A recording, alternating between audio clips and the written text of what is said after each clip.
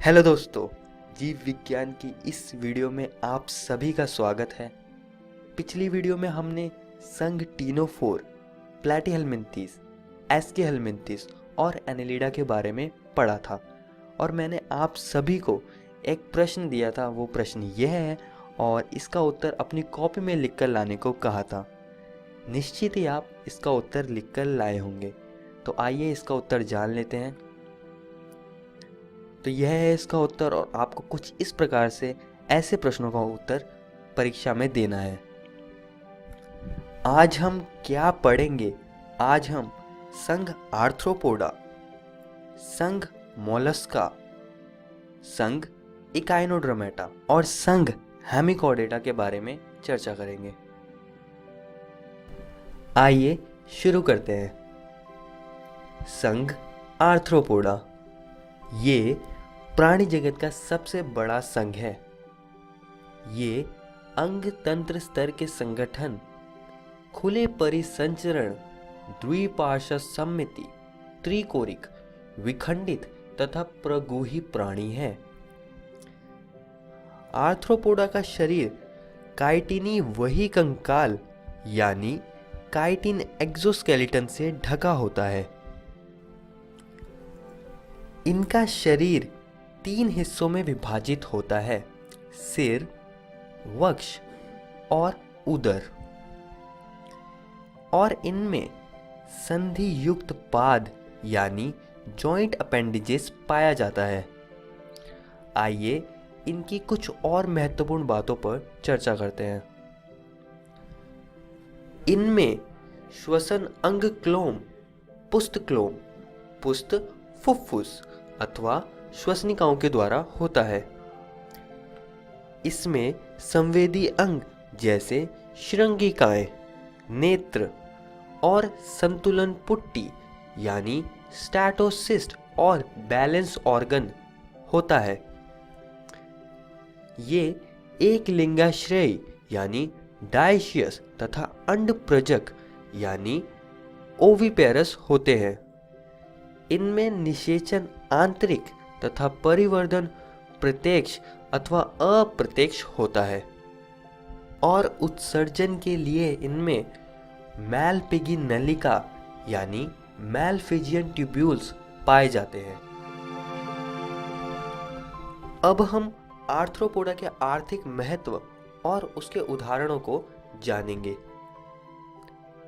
जिसमें सबसे पहला है एपिस, जिसे हम मधुमक्खी भी कहते हैं। यह शहद उत्पन्न करती है।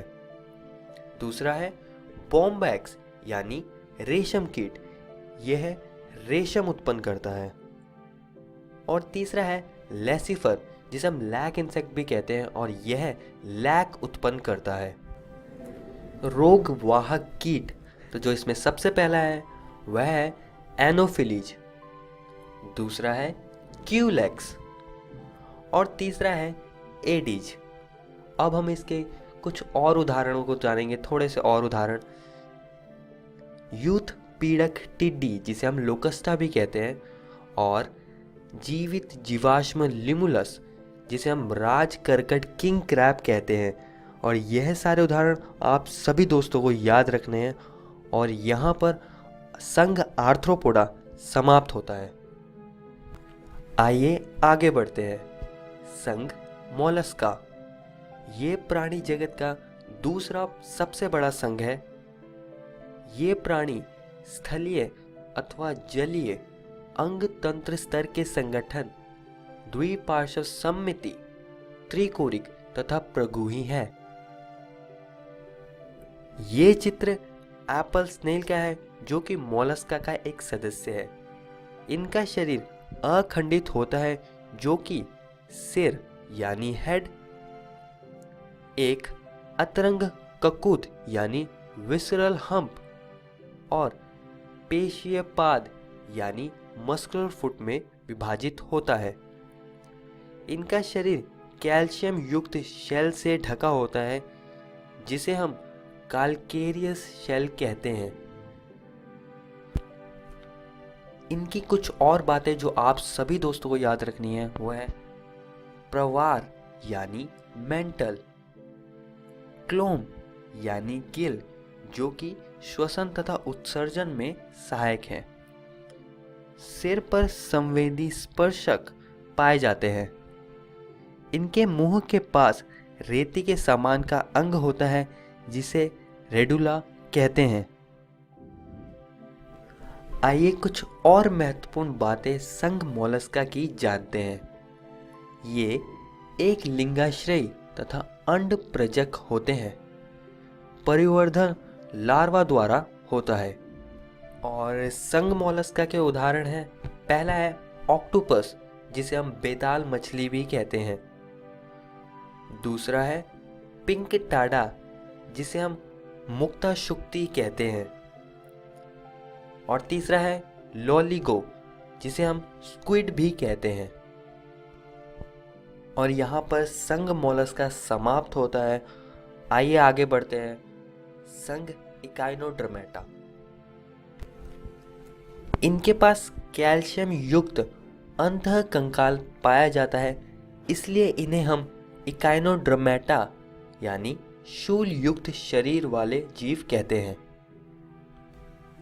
ये समुद्र में रहने वाले अंग तंत्र स्तर के संगठन त्रिकोरिक प्रगुही प्राणी है।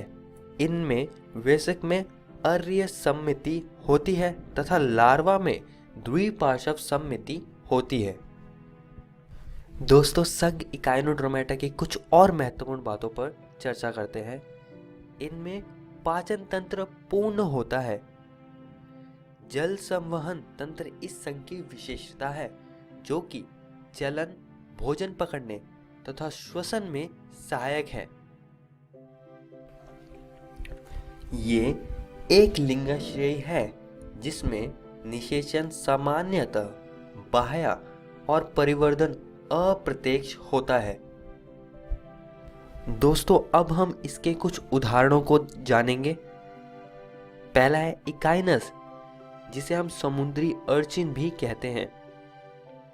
दूसरा है एस्टेरियस जिसे हम तारामीन कहते हैं।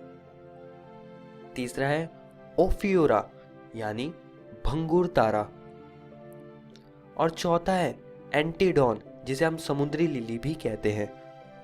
और यहाँ पर संघ इकाइनोडर्मेटा समाप्त होता है। चलिए आगे बढ़ते हैं और पढ़ते हैं संघ हेमिकॉर्डेटा। इस संघ के प्राणी कृमि के समान दिखते हैं। ये समुद्री अंग तंत्र स्तर के संगठन द्विपार्श्व सममिति त्रिकोरिक और प्रगुही प्राणी हैं। ये चित्र हेमिकॉर्डेटा के सदस्य बेलेनोग्लॉसिस का है जिसमें मैंने शुंड, कॉलर, क्लोम और वक्ष दर्शाया हुआ है। इसमें नर तथा मादा अलग होते हैं, निषेचन बाह्य होता है तथा परिवर्धन अप्रत्यक्ष होता है जिसमें लार्वा अवस्था पाई जाती है और उस लार्वा का नाम होता है टोनेरिया लार्वा। तो टोनेरिया लार्वा कुछ इस प्रकार का दिखता है। तो कुछ इस प्रकार का टोनेरिया लार्वा दिखता है, आप देख ही सकते हैं। और यहाँ पर संघ हेमिकॉर्डेटा समाप्त होता है। सारांश, इस वीडियो में हमने संघ आर्थ्रोपोडा के बारे में पढ़ा जिसमें इसकी विशेषताएं, आर्थिक महत्वपूर्णता तथा इसके कुछ अहम उदाहरणों को जाना। हमने संघ मोलस्का के बारे में भी पढ़ा। इसमें हमने इसके विशेष लक्षण, इनके शरीर तथा उदाहरणों को समझा। हमने संघ इकाइनोडर्मेटा के बारे में भी पढ़ा जिसमें हमने इनकी विशेषताओं को समझा। और आखिर में हमने संघ हेमिकॉर्डेटा के बारे में पढ़ा। आज का सवाल, तो दोस्तों आज का सवाल बताने से पहले मैं आप सभी को बताना चाहूँगा कि आज हमने आपकी एनसीईआरटी की किताब के 4 टॉपिक को कवर कर लिया है। आप सभी इन सब टॉपिक्स को ज़रूर घर से पढ़कर आइएगा और इस प्रश्न सबसे बड़े संघ आर्थ्रोपोडा के विशेष लक्षणों के बारे में चर्चा करें, इसका उत्तर ढूंढने का प्रयास कीजिएगा और उत्तर को अपनी कॉपी में लिखकर लाइएगा। हम इस प्रश्न के बारे में अपनी अगली वीडियो में चर्चा करेंगे। धन्यवाद।